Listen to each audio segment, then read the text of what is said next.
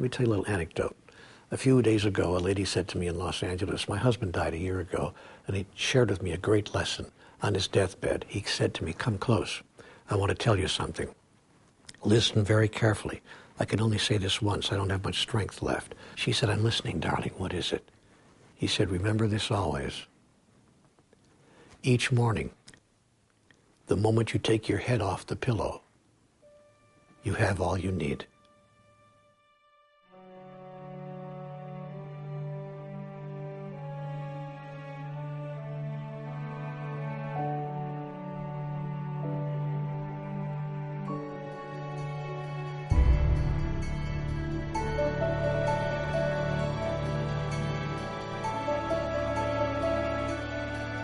If we look at the mind as an iceberg, and the tip of the iceberg is what's above the surface. That's the conscious mind. That's the mind of choice. That's the action mind. What's below the surface, and that's most of the iceberg, right? That's the subconscious mind, like a submarine. You don't know it's there, but it's there, unless it surfaces.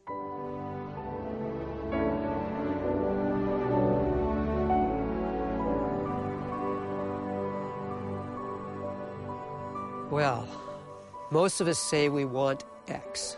I want a new car. I want a fancy house. I want inner peace. I want a loving relationship. And then we start to go out into our world and we say, I will earn the right. And you start working away at life. And you're using your mind a lot and you're working at everything, and things get in the way. Life seems to throw curves at you.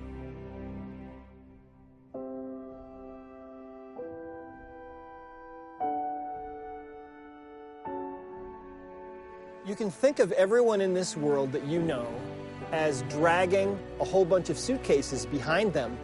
The emotion code is a way to cut loose all those suitcases, all those steamer trunks, all that baggage that you've been carrying around all your life. The end result of that is that you become light and you become able to manifest into the world what you're supposed to be able to manifest. Imagine living in a world where everyone is actually manifesting from their heart into the world their perfect creation that is inside each of them. That's where we're going.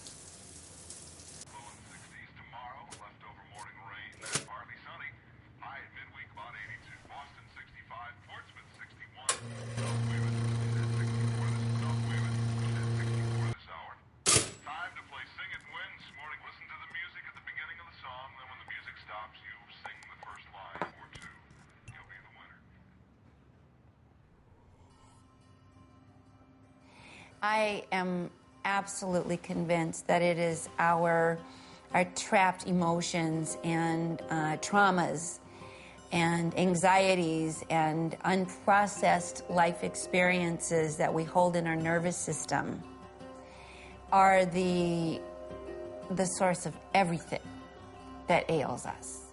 One of the most profound things in my life has been able to share ancient wisdom that I came across just as a young guy traveling around the world and fascinated by communities that pretty much live off the grid, and they're long-lived, they're healthy, they're happy. And it always bothered me, how can they be that way without hospitals and doctors and miracle supplements and pills and capsules? They don't have any of that. What I've come to understand is at the core of every symptom, every stress, every dis-ease pattern that we experience, whether it be physical, whether it be emotional, are emotions, memories that are buried in our subconscious mind. And when these are triggered, our body reacts. It's called a maladaptive stress reaction. And what it means is that we're not able to adapt in the present moment, here and now. And what happens is our body reacts as if something from the past is going on right now. Now, when we react to conditions in our life, there is an emotional component that begins to create chemistry in our bodies because the body is interpreting an emergency situation. Now, all organisms in nature are designed for short-term stress. Gazelle gets chased by a lion. 15 minutes later, it goes back to grazing, and everything returns back to balance. Human beings are a little different. We can turn on the stress response just by thought alone. We can think about some past bitter memory that's tattooed in the recesses of our gray matter, and like magic, it comes to life, and in that moment, it's real. Whenever you see something, because the brain works in pictures, there's a response to that image of the sensory impact. If you hear a sound that sounds dangerous, your body, your brain will create an emotional molecule to get you to respond to that. And so the mind does its work very, very quickly. And based on the data that it is receiving, it forms a truth about the present memory or experience. Based on that truth, it comes up with a thought that tells the self about that memory or experience. And based on that thought, we generate what we believe is the appropriate emotion to match that thought. And as a result, our heart rate increases, our immune system suppresses, we become more anxious because we're not in our fullest potential in the moment. The core of every symptom, stress, and disease are emotions and memories, traumatic perceptions that are buried in our subconscious mind.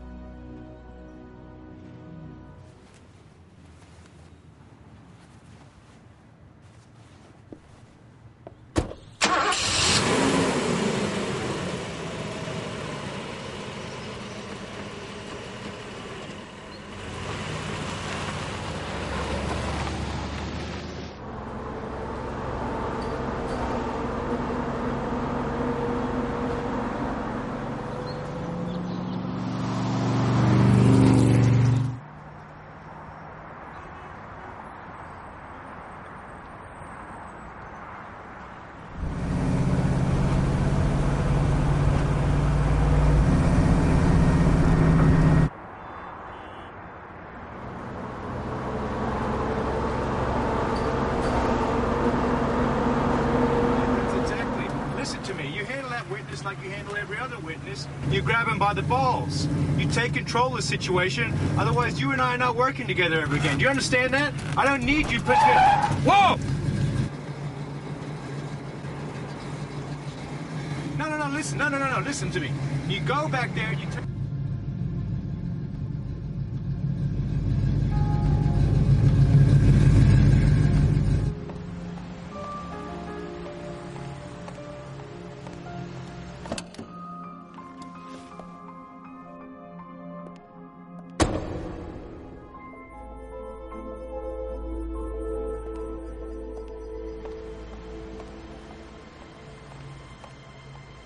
First of all, to understand how the emotion code works, you have to understand that the human body is really nothing but energy. If you look at your hand, for example, that hand looks pretty solid. But if you were to magnify that hand 1,000,000 times, you'd be looking face to face with a single individual atom. And if you could look into that atom, you'd see there's really nothing in there but empty space and infinitesimally tiny energies zipping around at the speed of light. And that's really what we are. We're beings of pure energy. We are composed of all these countless energies, tiny energies, that are all flying in this close formation, giving us this experience that we're having in this world. Emotion means energy movement. And it's our thoughts that create our emotions. It's our emotions that create our behaviors. Well, when we feel an emotion strongly enough, what we're really feeling is a vibrational energy. Every emotion has its own specific vibrational frequency. Anger is a different emotional energy, a different frequency, a different vibration than frustration, and that's different than sadness, and they're all different. But when you're feeling an intense emotion, your whole being can take on this vibration, and it's during those times that sometimes the energy of that emotion that you're feeling is too powerful, and that energy can become trapped and stuck in the body. And a trapped emotion, we have found, is literally a ball of energy from about the size of a baseball to about the size of a cantaloupe. And these will lodge anywhere in the body and disrupt the normal energy field of the body. And because that's all the body really is an energy field, when you distort that energy field, you eventually start to have problems, because what you're really doing is you're distorting the tissues of the body themselves. And if you distort tissue and you irritate tissue long enough, that tissue starts to have problems, and it can go through those changes that we call cancer. So to me, one of the most fascinating things of the ancient Swinwet, the lady scholastic healers of ancient Egypt, was they knew there was only one disease, not 20, 26, 30, 36,000 diseases like we're taught today amongst the masses. They knew there was one, and it was chaos at the level of the Neters. 600 BC, Democritus and others in the Greco-Roman period called that word the atomos. Today we know it as atoms. The only disease that exists in the human experience is chaos at the atomic level, which leads to chaos at the molecular level, which leads to chaos at the cellular level. And when enough cells are in chaos, you feel it as a sign or a signal of a chaos or an offense in the body. That's what the word symptom means, a sign or a signal of a chaos. It's been proven that every cell in your body works on a vibration, an energy field. The physical body is grown within an energy field that resonates at a particular vibration. Through stress, that vibration becomes weaker, causing the physical element to be under pressure. So the removal of stress creates health. I think it's the AMA says 80% of all health issues are stress-related.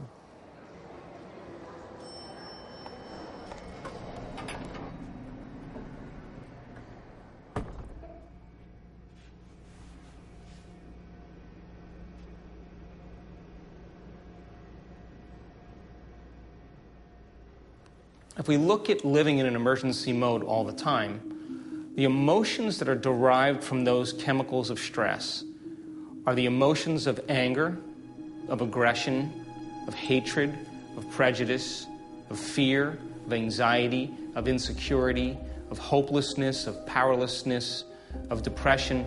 Those long-term effects of those chemicals are the emotions that most people call normal states of consciousness.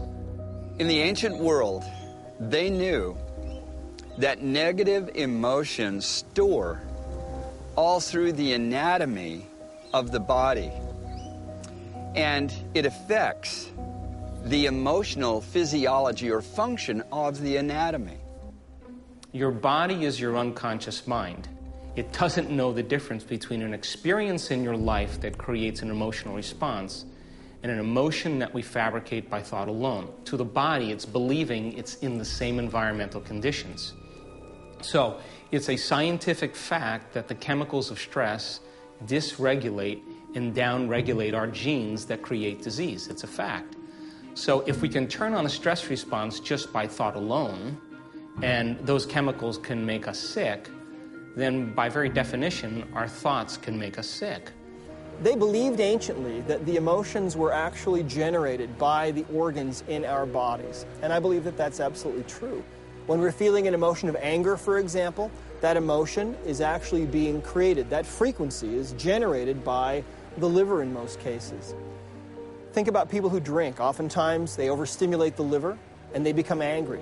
On the other hand, the lungs produce the emotion of grief, among others, and so people who tend to have a lot of grief in their lives tend to suffer from lung issues. I want you to understand why different cultures knew. If you have a pain in your thumb, that's very significant and a very significant emotion.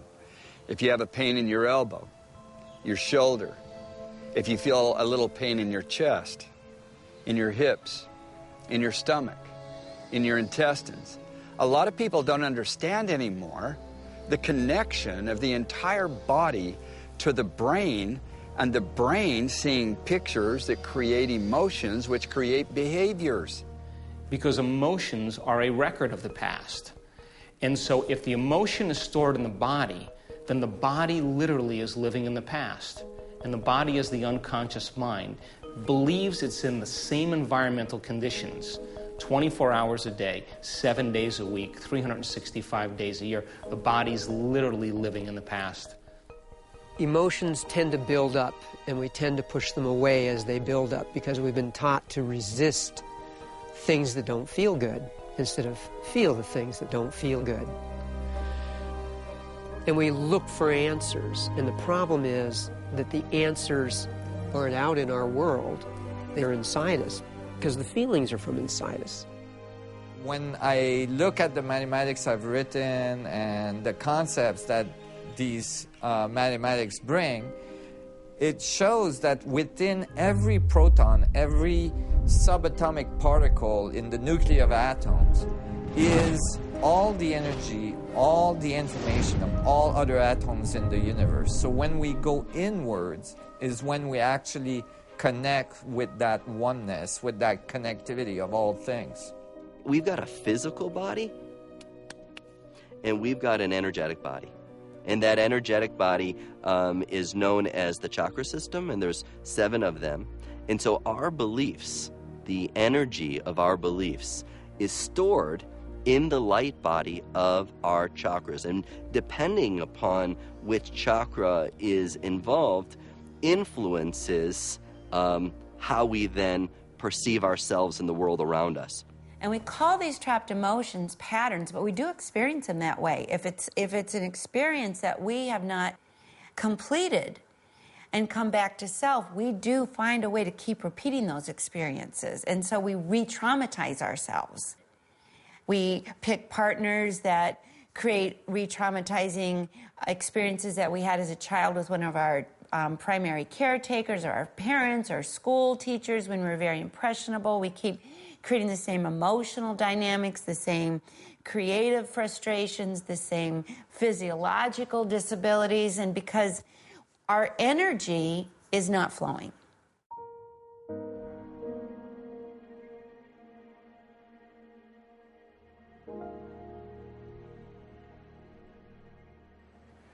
Well, you know, during the last 10 years that I was in practice, I was working with some of the sickest people on the planet, people who had been told that there was no cure for them, people who were suffering from things like cancer or chronic fatigue syndrome, fibromyalgia, lupus, and other diseases. What I found was that the subconscious mind absolutely holds the key to understanding the true underlying reasons why those people were sick. Now, our subconscious mind from conception to puberty, primarily conception to 7 years of age, is programmed with emotions, memories. From the beginning of your birth, you start encoding the world in good experiences and bad experiences, and the unconscious mind holds this and stores it and makes it real to your conscious mind later on in life. We're successfully producing whatever it is we produce. If you're depressed, you're doing something correctly inside your mind. If you have pain inside your mind, there's a resource to help create and manifest it in a belief system.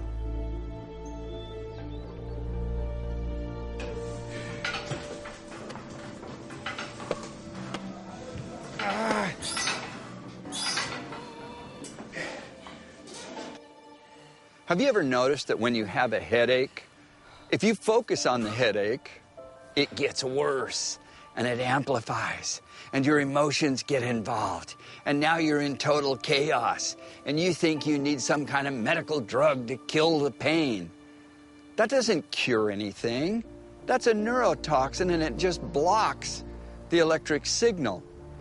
Get to the cause. What is the negative source, the toxic emotion and or the toxicity of something that you're eating and drinking that's also affecting your emotions in a negative way? Detox it, clear it. And there's no doubt that one of the leading causes of physical pain is the storing of negative emotional molecules. So it's a signal to you from the different points of anatomy that, hey, the emotions you have been feeling and going on with is storing here and it's causing a chaos or a discomfort. You need to switch it up, go to the positive form of that emotion, and it's so interesting how pain in the human body can diminish. What I have found is that 90% of all the pain that we experience is due to trapped emotions, to emotional baggage. I think that this is really the elephant in the living room in Western medicine that we are missing completely. When people are in pain in Western medicine, we give them drugs to suppress that pain. When people have diseases, we give them medications to suppress the symptoms of those diseases, when in reality, those symptoms are the body crying out, telling us there's something wrong here. The imbalances that we suffer from are what ultimately manifest as disease. And the single biggest imbalance that we suffer from is emotional baggage, our trapped emotions, those energies that stay with us after these traumatic emotional events that we suffer from. The stresses and upsettedness that seems to come into our life, they change. And as they change, our world changes. It's absolutely astounding that changing how you relate to something changes everything in your world. So many of us become defined by past experiences, and we live by those emotions, but that's not who we are.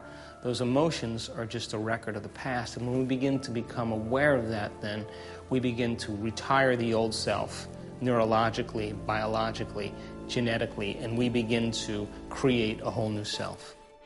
And so what happens in today's world, because of what we have set up that we call civilized society, so many of the things that are pushed upon the masses create negative emotional molecules. Once they're formed, they're real. And you can't even get them out of the body unless you know how to. Because they're like magnesium and calcium, if you don't know how to get them out of the body, they store in anatomical sites and actually affect physiology, the function of the anatomy. And that leads to diagnostics of disease or discomfort. It's important we understand how to remove negative emotional molecules and restore them with positive emotional molecules. That's the very foundation of health, life, and longevity.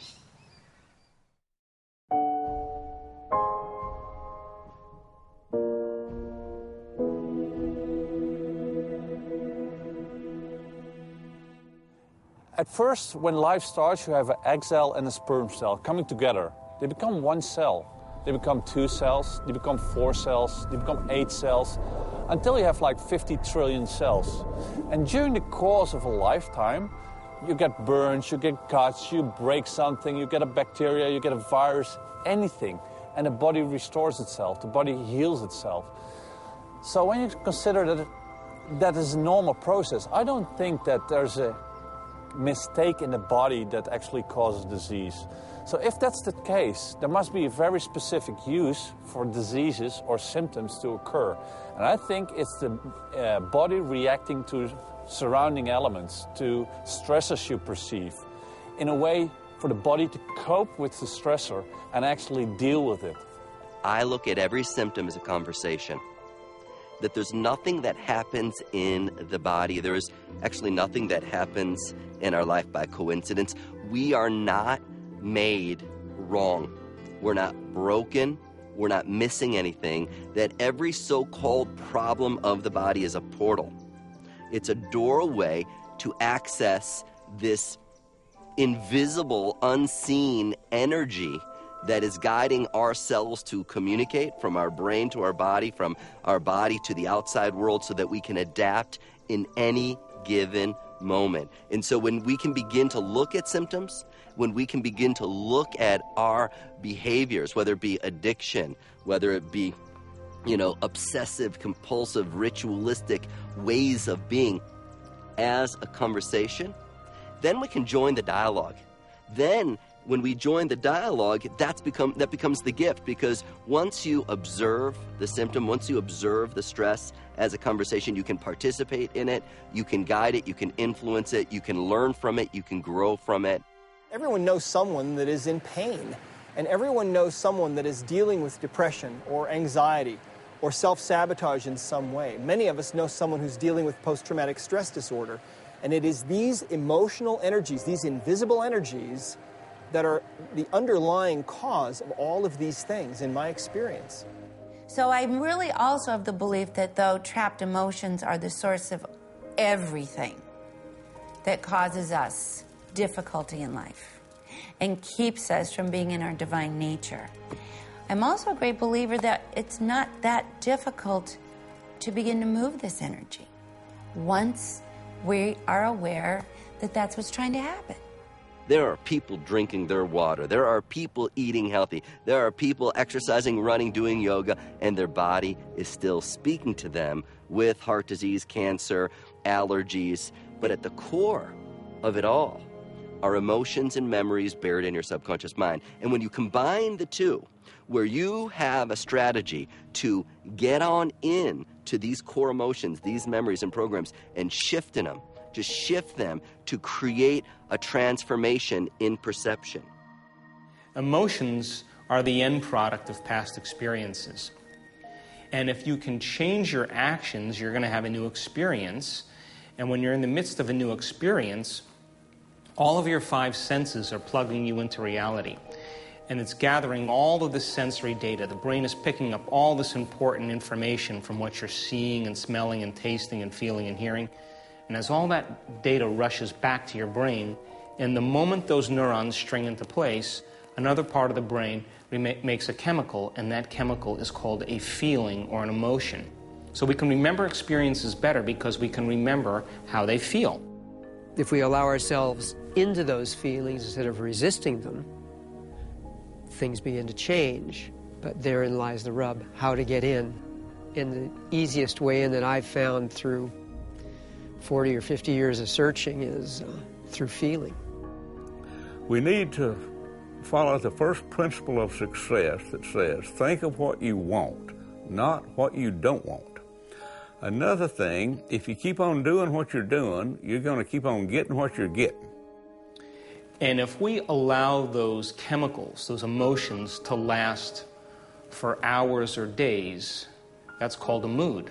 So you say to the person, what's wrong with you? And they say, I'm in a mood. And you say, why are you in a mood? Well, this event happened to me 5 days ago, and I'm memorizing my emotional reaction.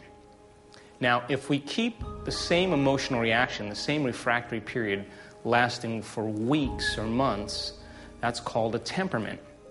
So you would say, why does that person have such an angry temperament? You say, I don't know. Why are you so angry? The person says, well, I had this experience 9 months ago, and I'm living by the same emotional reaction. Now, if we keep those same refractory periods running for years on end, that's called a personality trait. So then it makes sense then, in order to change our personality or change some aspect of ourself, we have to look at the emotions that we've memorized that literally are stored in the body. We understand that the power of the mind is proven scientifically that it can heal itself over and over again. And oftentimes you hear a doctor or researcher saying, well, with a lemon in their mouth, well, you know, this placebo effect is ruining our good research.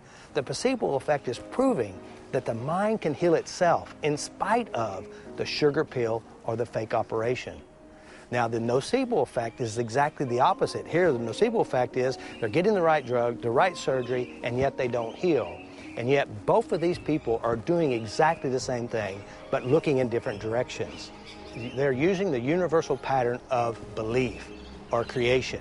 That means while they're taking the sugar pill, in their mind, they're imagining, seeing, feeling as if they're going to get healed. And they're looking for ways that this sugar pill is actually working. They don't know if it's a sugar pill, but it's their mind healing themselves. The nocebo effect, they're taking the real drug, they're getting the real surgery, and yet it's not working. And you know why?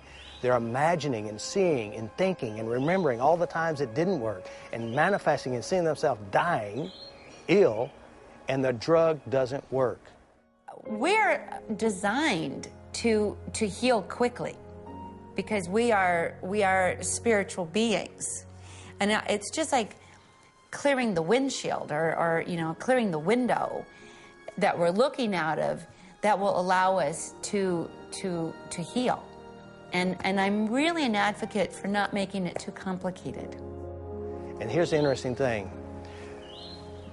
Research has shown where they did 2 groups. One group got fake radiation. That means not even real radiation.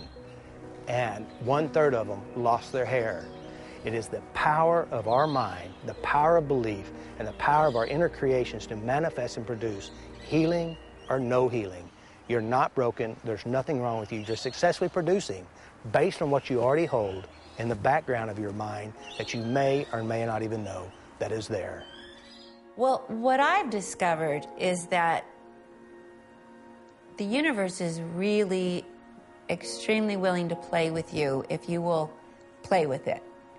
And most people are braced against life, and they are expecting the worst. They've experience the words, it's a vicious cycle.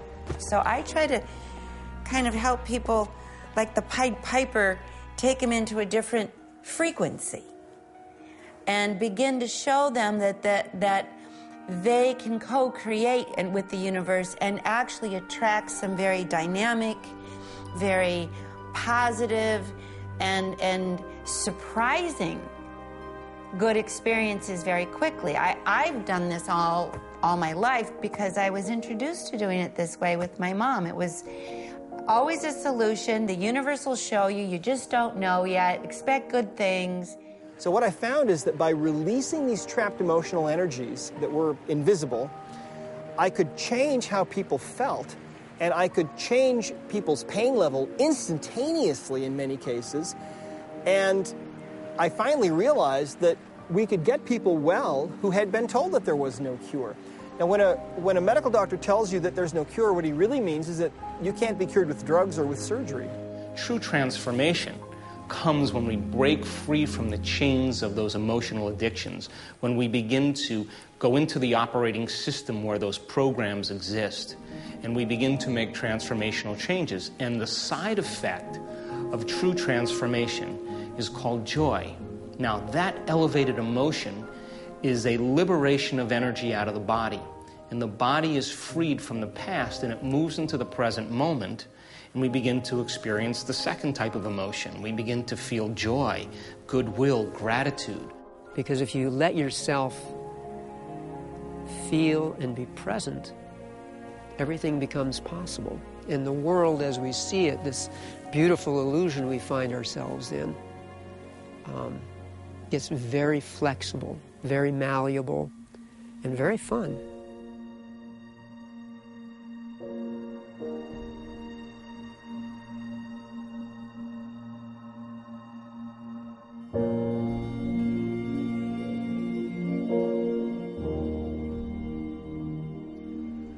I believe without question the single biggest underlying common denominator for all of us with all the illnesses that we suffer from, whether they're physical ailments such as chronic fatigue or fibromyalgia or asthma or infertility, or the aches and pains that we suffer from, or the depression, the anxiety, the panic attacks, the phobias, the self-sabotage that so many of us deal with, is actually what I call emotional baggage. It's actually the trapped emotional energies that are still with us from those emotional events that we have passed through in our lives, from our divorce, from our abuse as a child, from our difficult work. Those energies stay with us and disrupt our lives and cause our diseases and much of our self-sabotage. It's really true that as we start to release emotions, it is like peeling off the layers of an onion. Some of those may have occurred when they were a child. Some of those may have happened during their divorce or during their working years or during college or high school. And eventually we are able to get to a point where we no longer have those trapped emotions, where the body is clear of those. And at that point, it's like stepping out of the old skin that we've been carrying all these years, and we step out of that and we become this person that we were really intended to be in this world. And that's what this is about, and that's why this is so powerful. You know, the subconscious mind acts as a lens of perception. So how we see ourselves and how we see the world around us is based upon the programs, memories, and emotions that are buried in our subconscious mind. But even more, the subconscious mind acts as a broadcasting signal, like an antenna. And it broadcasts a frequency of energy that then attracts that same frequency and energy. So now, let's use for an example, you know, here I am at, you know, I'm in my mother's womb. I'm developing in my mother's womb. And my dad is out of a job, and my mom is anxious because it's the third child that's coming around. The heartbeat and the emotions that my mom, my dad are feeling are directly influencing, like a computer being programmed and downloading information. I'm directly downloading this information. And this becomes a stored file. And that file then later in life doesn't just, you know, sit there quiet. It's energy. If a baby is born feeling unloved, unwanted, and unaccepted, then that creates a belief system. They will then grow up and go through life and attract to themselves whatever supports that belief system.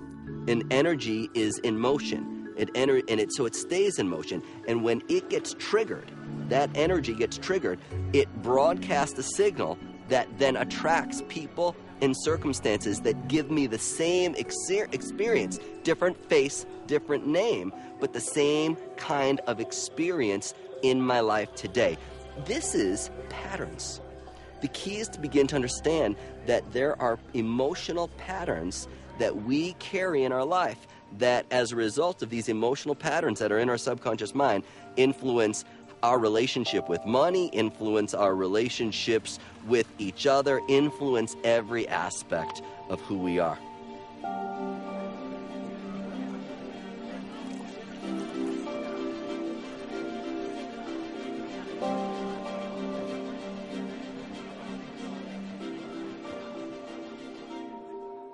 You see, consciously, we don't remember much. We don't really know much consciously.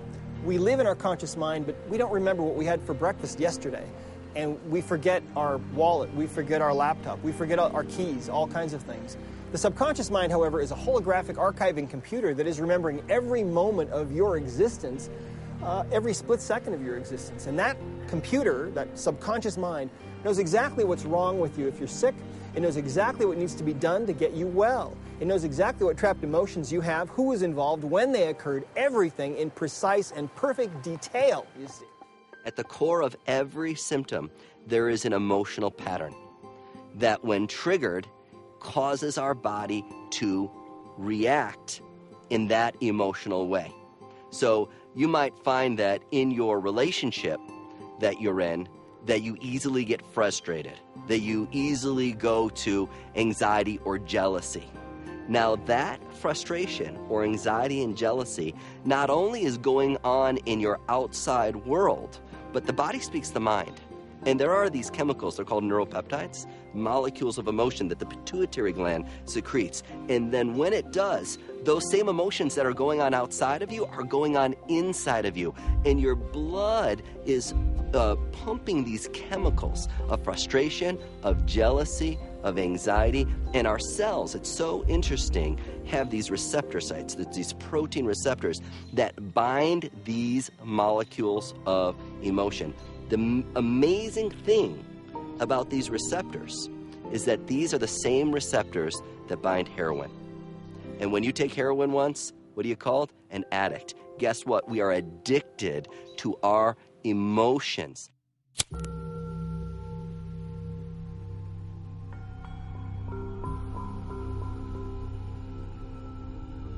Meditation is great to quiet the mind, and it's great as long as you're just sitting there meditating. And if you do it for years and years and years, your mind will start to get used to the quiet space and you can carry it into your world. The trouble is most people aren't patient enough to meditate the number of hours it takes to get there. I think meditating will recalibrate your nervous system so you're not as reactive, and that you may not stress your emotions as much. But you don't want to numb them out. You want to use them as allies, as messengers. Meditation can get you to a state of healing in many, many modalities. We often use meditation through what we call our brow chakra, our intuition. If the brow chakra is not cleared of negative contaminations, it's very hard to get to that state of meditation. We are human beings, and our emotions are there to give us information. And so we need to listen to them, respect them, honor them, and then release them. And so we find ourselves not in a happy, relaxed state. We have anxieties, we have panic attacks, we have all kinds of things going on. We're just under the gun, under pressure. We got to get this done, we got to get that done. It's time to slow down. So when you look at the general healing paradigms, and especially in the case of cancer, which I did a lot of research, is you can always find three different things that are running on for people to spontaneously cure themselves from cancer. One is to find a new mission in life. Many people who contracted cancer lost their meaning in life. Either they lost their child, they lost their job, they lost their passion. And as soon as they found out, like, this is my new path in life, this is the way I want to go, then a change in their health occurred.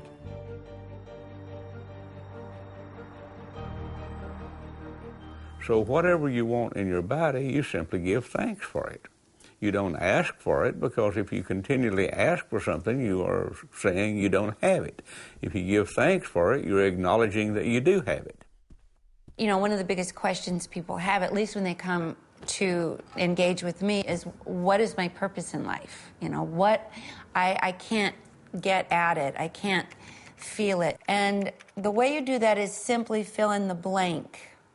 If I weren't afraid, I would. So where you place your attention is where you place your energy. And as we begin to decide really clearly on creating a future, or creating a new destiny, or designing some project that becomes our passion, that the more we put our attention on it, the more we give it energy. And the more we give it energy, the more we bring it to life. The reason why it works, like I mentioned before, is that you step into the mind. And the mind will record an event, consciously or unconsciously without you knowing it, and it's stored in the background. Now here you are, you're walking through life, and all of a sudden you feel panic or you feel fearful. The reason why you feel that is because the mind encoded this experience. It's like a little imprint of how to do and how to act, and it's in the background. So now you're just driving through life, and all of a sudden you're triggered. The mind will send the message through the entire body, through the lymphatic system, the blood system, the breath system, the meridian system, and it tells the body how to respond. So when you're tapping, what you're actually doing is you're messing up the record, the trance. It's like you take a CD or an LP and you scratch it, and the more you scratch it, the less it's likely to play. So when we're tapping, we're aiming inwardly of what it is and how you know you have a problem. And when you tap, you're messing up the message from reaching the body, which creates harmony in the mind and the body, bringing you back to the present moment called now. But we know really logically all of our problems were created and generated from our past, which isn't real. I run into people who are depressed, and they are so depressed, and the medical drugs they're on, all you got to do is read the side effects that say they can lead to suicides, murders, all kinds. Come on. Do you realize the ancients knew what to do for depression? Number one, get out into the sun. The sun is healing. Number two, the colors of the plant foods of orange and yellow. If you will eat an orange and pineapple together, you watch what happens to depression. Within 72 hours, the emotional molecules being generated in the neurochemistry of the brain is molecules of happiness and joy. I've had so many people suffering depression, anxieties, all kinds of fear, different things, and that's all they do. It blows them away. For some of them, it has literally saved their lives.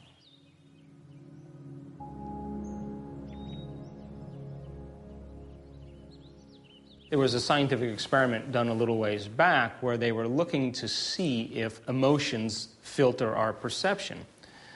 So they took a group of people that were clinically depressed, and they showed them equal slides of a wedding scene and a funeral scene.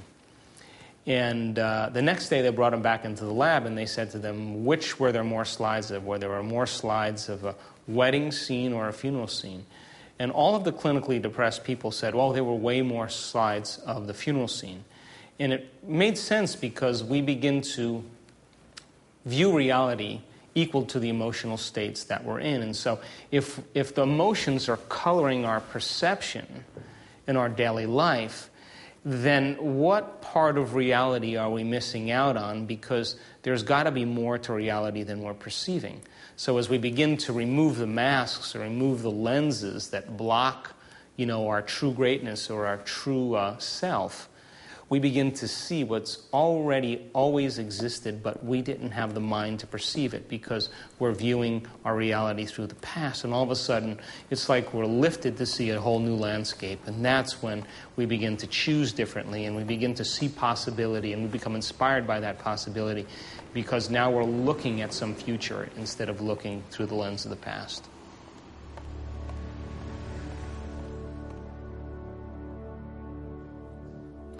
This hand posture means I love you in American Sign Language.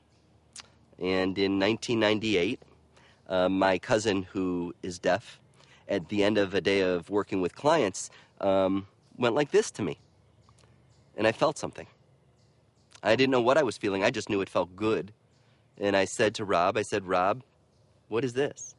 And he said, I love you. It means I love you. I said, that is so cool. I said, come over here. And he came over, and I did something that's called muscle testing. And muscle testing is a way to read reflexes in the body. Everybody is built on reflexes. Your eyes blink, your iris constricts, your tongue salivates, your knee jerks. You know, we have reflexes that control every aspect of our body. And so one of the things that I'm trained in is applied kinesiology, and using muscle testing as a means to literally speak to the subconscious parts of ourselves. And so I found a reflex on Rob's body that made the arm go weak, and I simply went like this. I love you. And the weak reflex instantly got strong. Now, we go through a very short, simple process to identify a trapped emotion and to bring it to awareness, okay?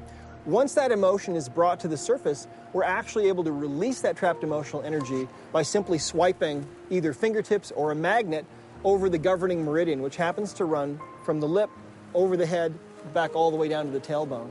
Now, when we pass our fingers or a magnet over that governing meridian, what we're doing is we're actually putting energy into that meridian. Now, a meridian is a river of energy that flows just under the skin. The governing meridian is connected up with all the meridians, and that pure intention of yours passes into that meridian and releases. It goes into all the other meridians, and it releases that energy.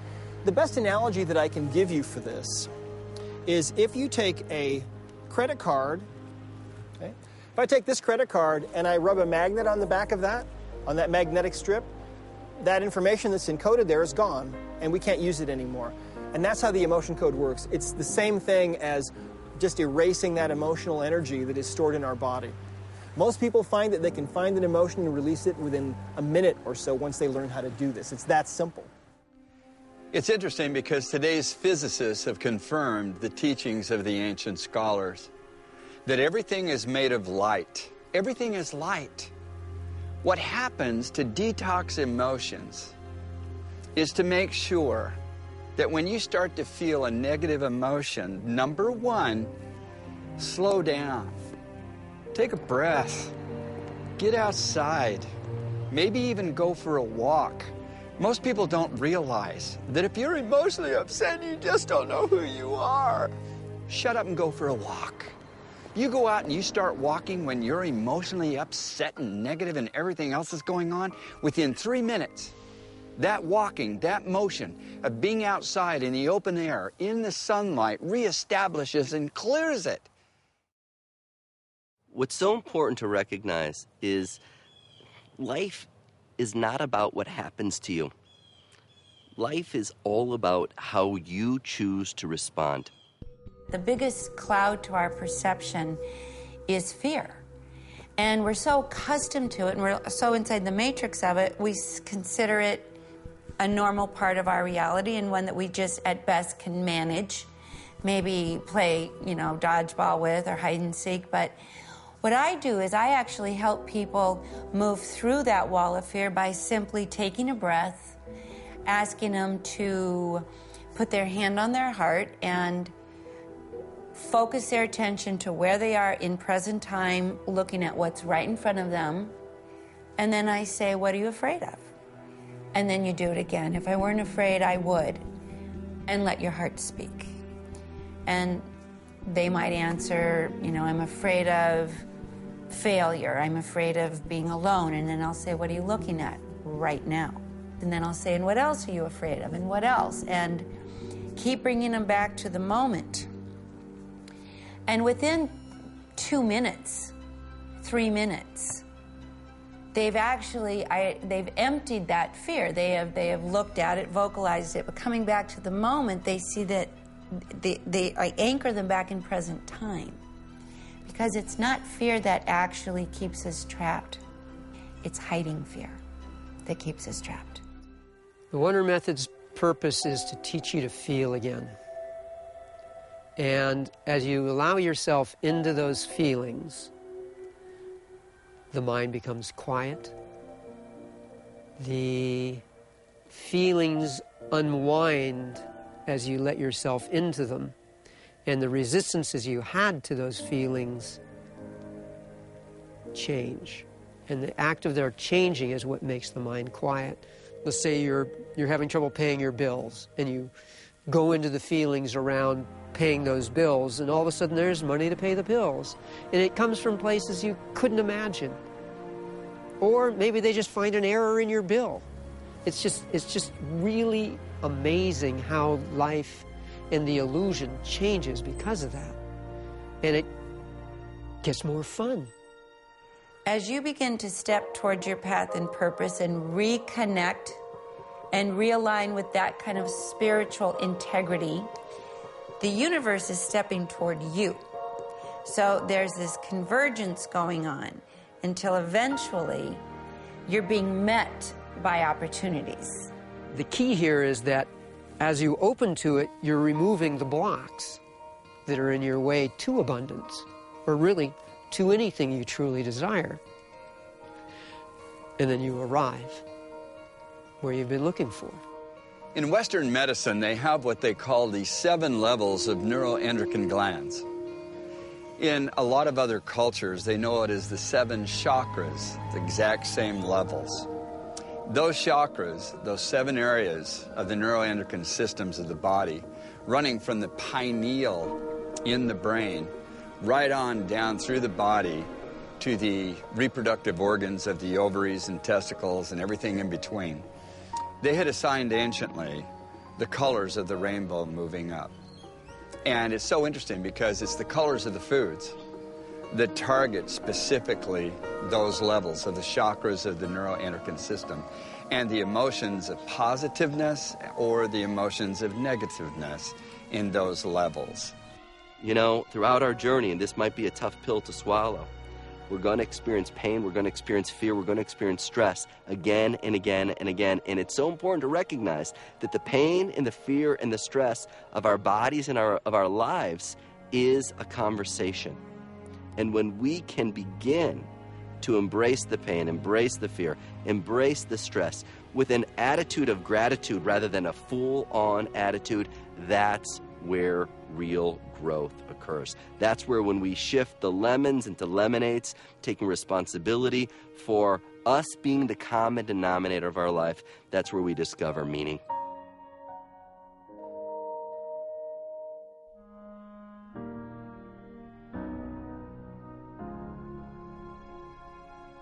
The 7 families of emotions tied to the 7 colors of the rainbow, which tie to the 7 notes of the octave, which tie to the 7 days of the week. The number 7 anciently was the most profound number in understanding the impact of thought and emotions on the 7 body systems. What brings a smile to your face? Is it country? Is it hard rock? Is it opera? Is it rap? It does not matter. It doesn't matter. Don't let anyone judge the kind of music that hits you. If you can get into and find not only the octave, but the diatomic structure of that particular music, and then find the foods whose colors match that note frequency. When you're listening to that kind of music, if you'll snack on those colors, jeez, it will blow you away at the level of lift, of happiness and joy, and the harmonic of the chakras or the 7 endocrine glands, and just the flow of the neurons of the brain and the cells of the body. It will give you goosebumps. And then if you look at chemical imbalance, then there's enough research to show that eating fruits and vegetables, not overeating, next to a stressful reaction, digestion consumes a lot of our energy. So if you don't overeat and you eat the foods that really can break down very readily in your body, then you have more energy for growth and repair. Fast, faster, and fastest. To fast doesn't mean to starve to death. It means to strengthen, to hold fast, to hold firm. And the ancients knew that. There's not one animal on the face of this earth, if it's sick or injured in any way, will eat. Even cats and dogs, they'll eat grass to make themselves puke and throw up to get rid of everything. And then they will never eat again until they know their body has hit a point of strengthening, of holding firm.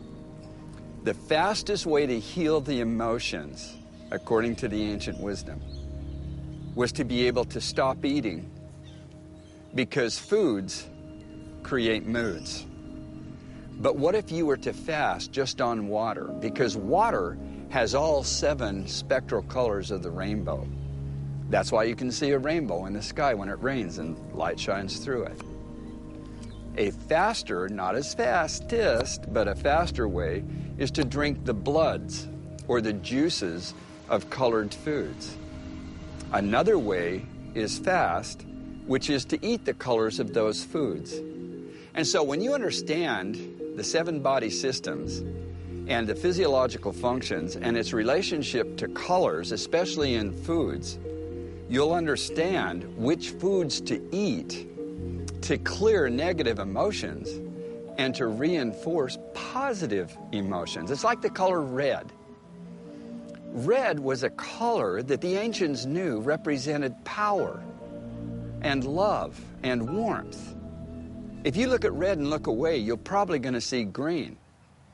That color green, eating those foods, gets rid of the negative emotions of the color red, which is anger. Oh, you're seeing red. Yeah.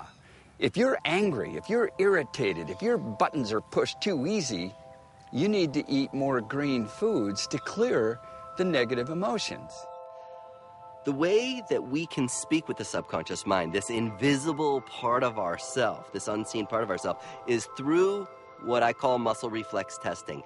Muscle, the strength of a muscle, the ability of a muscle to lock out or give way, gives us a read when our subconscious mind is in a reactive state and when it's not, when we're in an active state, when the conscious and subconscious mind are bridged or when they're gapped. One of the most profound proofs of this work is that it works with animals as well as people. Sometimes people might say this is due to the placebo effect, but there's no placebo effect working with animals.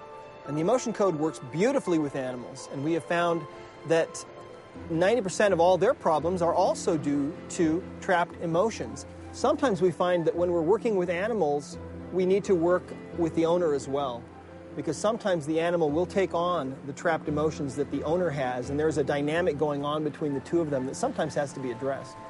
One of the most amazing stories about this was a horse that I was asked to work on one day. And we work on a horse through a surrogate person typically, where we'll have one person that we will test, and we will ask questions directly of the animal and get the answers on the surrogate person's outstretched arm. And as I'm asking questions of this horse, I find that the horse has an imbalance. It had a problem with lameness. It wasn't walking correctly. And they'd had a couple of different veterinarians look at it. They couldn't figure out what was wrong, so they called me. And what I found was it had an imbalance in its hindquarters that was due to a trapped emotion. And the trapped emotion was sadness. And so I'm asking questions. And there's a crowd gathered around listening. Is this trapped emotion about another horse? No. Is it about a human? No. Is it about a dog? No. Cat? No. I'm running out of options. A bird flies overhead, and I asked, is it about a bird? And the answer that came back was yes, it was about a bird. And everyone started laughing. And I started laughing too, because it seemed so comical. But the horse's owner was there, and she said, you know what? I think I know what this is about. She said that a week before, there was a little baby bird in a nest of baby birds immediately in front of this horse's stall, and one of the baby birds fell out of the nest and fell down onto the ground and struggled for its life and died. This whole sad, tragic affair was played out immediately in front of this horse, who was powerless to help and was overwhelmed by the emotion of sadness. That's what got stuck in the horse, that emotion of sadness. We released it, they took the horse out, and it was walking perfectly from that moment.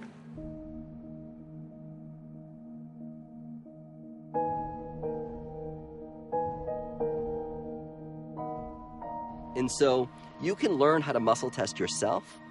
You can muscle test another person. You can use someone as a surrogate to work on an animal or a child or a person who's not able to do muscle testing themselves. The simple way, and I just want to show you how to muscle test so that you can really discover the emotions that are buried in your subconscious mind that haven't been fully processed in your heart, is you just keep your arm in.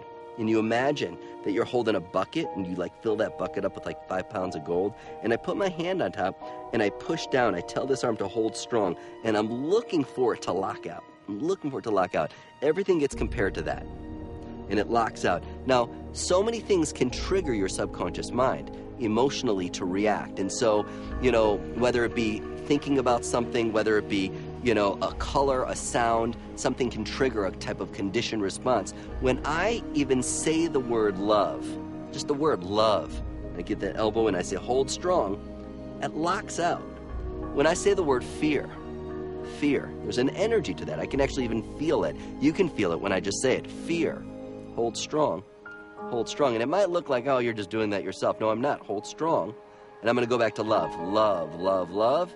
Hold strong, it locks out. I can do this on someone else, I can do it on myself, but that enables me never to have to guess. There's no reason to guess. In a laser-like way, we can know when you're in an emotional state of reaction and how to shift that, infinite love and gratitude, so that you can process whatever emotion's going on in the moment.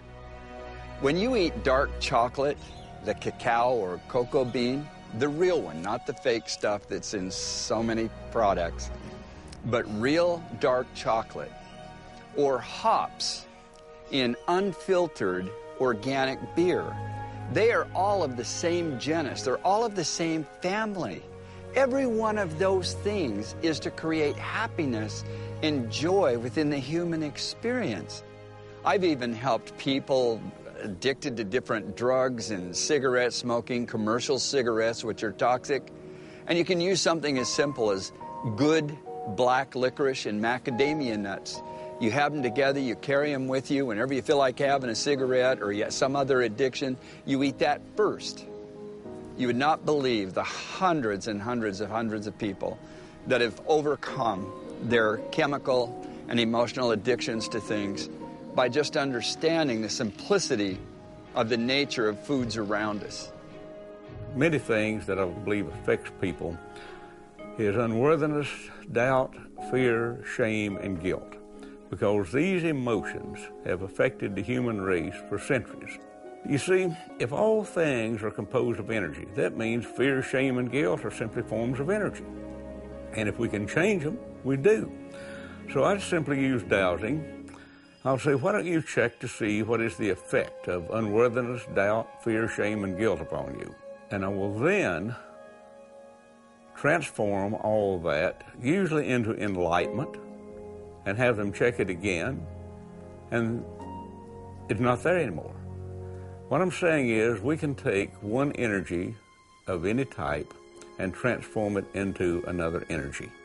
You attract who you are. You see what you already hold. And if you change what you hold, everything else changes. Your body changes, your relationship changes, your finances changes, everything changes because you're changing what you hold within and you're rewriting the story from the inside out.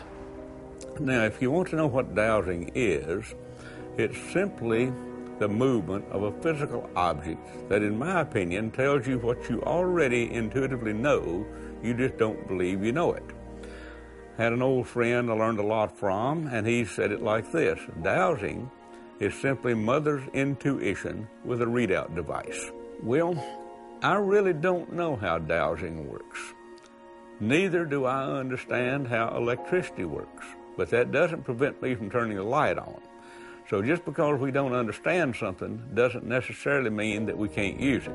You know, a lady who is a chocoholic, I mean, Her children would get candy for Christmas or for Easter, and the kids would have to hide it. And she'd wake up in a dead sleep, flashlight in hand, trying to look for the chocolate. She came to a live seminar. Within 15 minutes, we addressed the driving force. And basically, the driving force was that her grandfather gave her chocolate. It created a love feeling. She went on a trip all alone, and they found Belgian chocolate and Swiss chocolate. It made her feel so good. And so what we look is we look for our addiction to try to make us feel better because we have no other way to feel better. And the mind does an amazing thing. It takes two things and put them together and make it one. Chocolate doesn't have love. It's not in the ingredients, but people feel love because we're emotionally conditioned. And so what we do is we go back and we re-imprint, change the addictive behavior, which is really emotional associations, and put it back where it needs to be. It's just food. The liver produces what is called today anions. Most people know it as bile. The one food that has anions, and it's the only food on the face of the earth they've ever been able to study that produces it, is lemons. And so we find that these people are lacking in typically a lot of emotional joy and happiness and the positive emotions, which weakens actually the function of the liver. And the liver is tied directly to the skin. And so if you'll get your body out into the sunshine and let the yellow light of the sun shine all on your body, they know it produces emotional molecules that target the liver. Well, they call it vitamin D, but that's only one of over 1,000 nutritional components of biophotons of sunlight. They've only named one, and they know there's thousands. So here's the deal. You drink 1 cup of fresh squeezed lemon juice every day for 90 days, and because the liver goes into mitosis or cellular division and replaces itself every 90 days, if you're being toxic emotionally and even in your diet, the new liver is weaker in function and can eventually fail. If all of a sudden you're getting into the sunlight, you're drinking lemon juice, which has the anions of bile, so the liver doesn't have to produce it, it's not stressed. Within 90 days, we've had people with failed livers have 100% functional liver within 90 days. You know, I had another woman in New York, a good friend of mine had turned me on to her because she had scalded her arm with coffee and it melted away her skin. And she went to Cornell hospitals to have the best doctors work on her, and she was suffering. She had to go through these debridement types of treatments where they would have to scrape away the skin on her body. And I was doing a long-distance lifeline session with her because energy, I don't need to be connected with somebody physically to do the lifeline. It's all energy. It's all consciousness. I did one session. After one session, the main medical doctor, the burn specialist that was working with her, said, I don't know what happened since the last time I saw you, but you were scheduled for 9 other debridements. You don't need any more. The skin naturally heals in 28 days. It knows how to. However, you know, when there's a pattern that's triggered, it's inhibited and limited in its fullest potential. Infinite love and gratitude. And what's wild about this, it almost seems stupid because it's so simple. It's like, give me a break. Give me a freaking break that could actually do something. It actually does. It works if you use it. It doesn't work if you don't use it. And the cool thing about it is I've never seen anyone hurt from using too much infinite love and gratitude. You cannot OD on this. Simply hold your hands like this, infinite love and gratitude, profound shifts.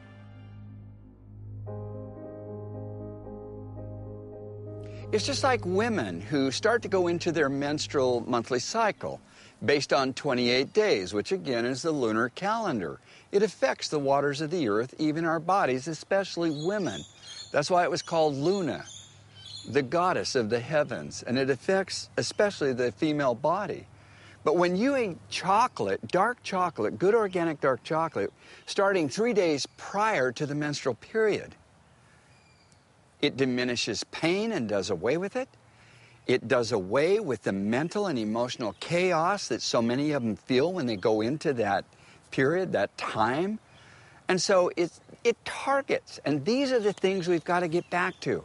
What foods and drinks can we have to target any stress or emotions that can be negative in the human system? I love this ancient wisdom because it works. I worked on a 33-year-old woman once who had never been in a long-term relationship. And she was an attractive woman, and I asked her, why? What happened to you that makes you feel this way? She said 8 years before, she was very deeply involved with a man that she was very much in love with, and he dumped her and broke her heart. Well, as you might imagine, that created a wall of trapped emotional negative energies around her heart, a heart wall.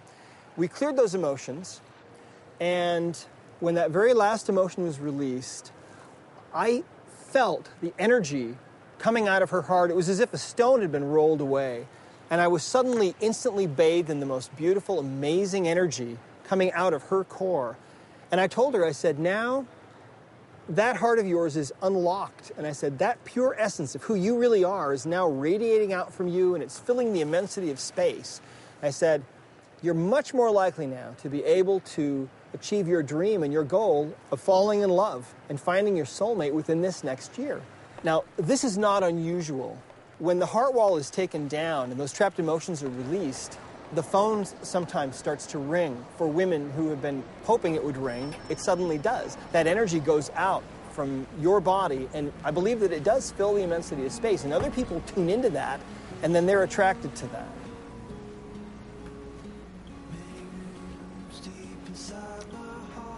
Hey, how are you? Good, how are you? I'm very good, thank you, yeah. So, you work here? Yeah. Level 11.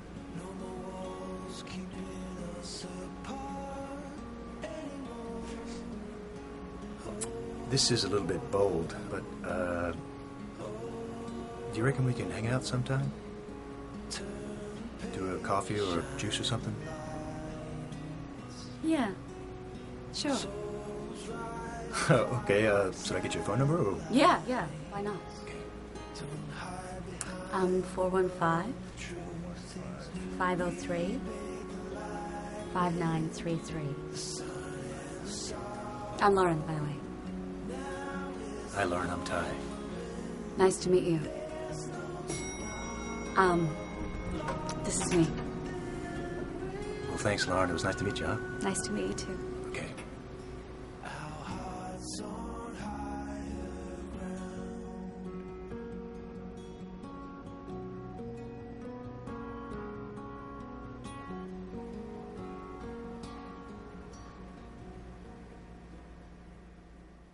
Now, I want you to think about something. She's never been able to have a long-term relationship. Why? Because she had a heart wall. And when she would see an attractive guy, her heart would send a little butterfly of love towards that guy. But that little butterfly of love, that little love energy from her heart would have to pass through those layers of anger and resentment and depression and frustration and sorrow and sadness. And by the time it got out on the other side of that energy, it wasn't a little butterfly anymore. It was probably more like a gargoyle. And the guy on the other end would sense that and go the other direction, see? That's how this is working. The experiences that we've had in observing people going within and beginning to unmemorize an old emotion and then recondition the body to a new mind or to a new emotion, the body begins to get back online. It begins to heal itself. And we've seen people with MS and lupus and cancer, and we've seen their bodies literally change, and the conditions return back to normal. So 5% of who we are is our conscious mind. 95% are those subconscious programs that we've memorized. I am so thrilled to be 586 years old. Actually, what am I, 39? Something like that. Anyway, I am pain-free. I've never been to a doctor. I don't take medicines, never have. All I do is embrace the physics of nature. And I think about being happy and joyful. When I move through the agenda in a way that has nothing to do with all that other stuff, and only to do with the true agenda of my soul, all that other stuff comes in anyway, without effort. All the stuff I thought I needed to strive for, yearn for, seek for, and go after comes to me without any effort at all.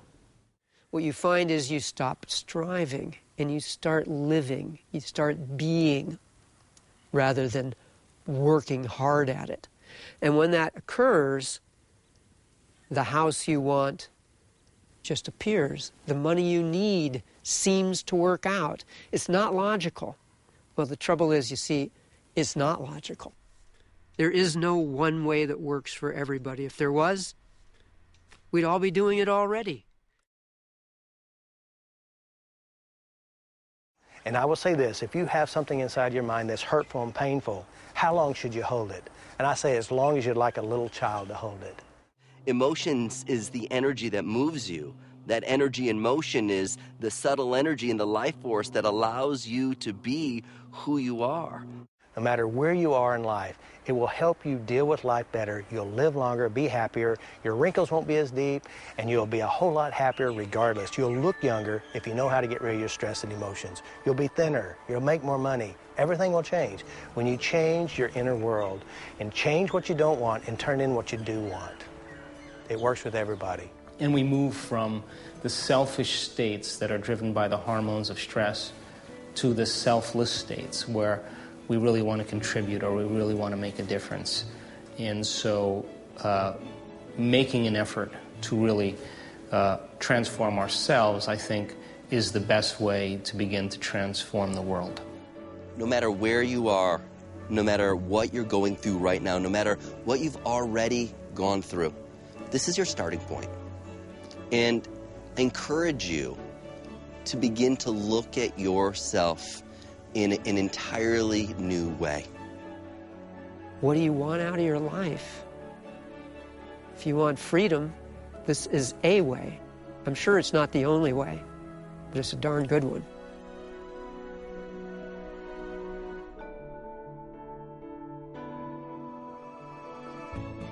But do something that makes someone else or something feel better. That in turn will make you feel better.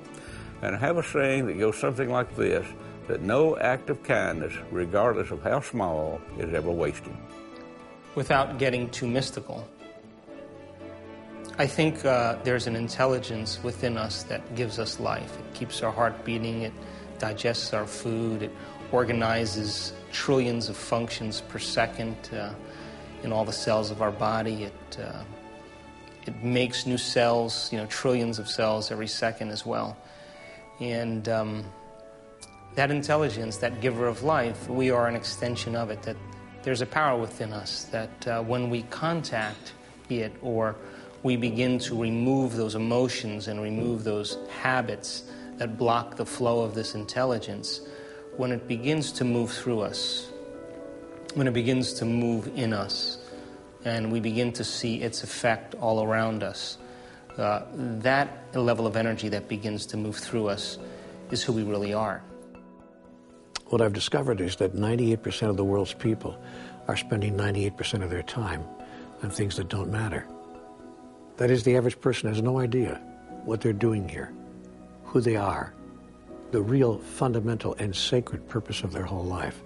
They imagine that life is about get the guy, get the girl, get the car, get the job, get the house, get the kids, get the office in the corner, get the bigger house, get the bigger car, get the more kids, get the grandkids, get the gray hair, get the sickness, and get the hell out. And that's not what life is about. Life has nothing to do with that, but most people live their lives as if that was exactly the script they're supposed to follow. What I've understood is that we are sacred spiritual beings here for a much larger reason, serving a much larger purpose, a divine purpose, that divinity itself might know itself experientially in, as, and through us. Knowing that has changed my entire life. But the key here is that as you open to it, you're removing the blocks that are in your way to abundance, or really to anything you truly desire. And then you arrive where you've been looking for. You are now in abundance. You have the house, you have the car, you have the comfortable life. Of course, your life will change along that path, and you may change what you want. And that too is okay, because that's what makes it fun, the option to change. You tried changing the other people. You try to change your husband, your wife, your mother. It doesn't work. But when you change you, it affects them because of your attitude and your beliefs and your behaviors. We've got to get back to the understanding of the power of the human body to heal itself. If you know how to support it with foods and air and water and sunshine and walking and loving relationships and finding something that you're passionate about and happy. Those are the principles of health. That's where this comes from. Only your body can heal itself. Only your body heals itself, and most people have forgotten that. Doctors can set bones, but they can't heal them. Only your body heals itself. Self-care is the future. Why? Because it was the brilliant wisdom of the past. That's what we have to get back to and understand. And I think that at the center of our being, we're going to discover the amazing, amazing beauty that the universe offers, our connection to it, and the amazing potential that each one of us is. You know, one of the things that I've experienced over the last several years is that whether I'm speaking to a CEO of a company or a prison inmate or a teacher or a janitor, I think that everybody secretly believes in their greatness, that they really believe that they can do a better job in life. And the new science of neuroplasticity and epigenetics gives people permission to begin to create the life that they desire. And that science really has become the contemporary language of mysticism. Science is the language to explain possibility. And I think one of the greatest things that I've learned over the years is that you don't have to be a priest or a nun or an intellect to begin to apply these principles. But gradually, you find yourself in a place where things are kind of fun all the time. And you get all these opportunities and possibilities that are just absolutely staggering, showing themselves to you. It's just a great way to live. Many rooms deep inside my heart.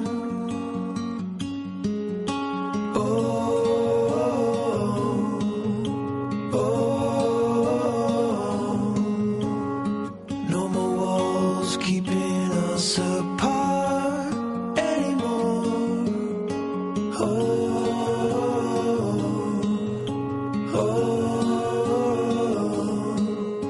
Turn the page, shine the lights.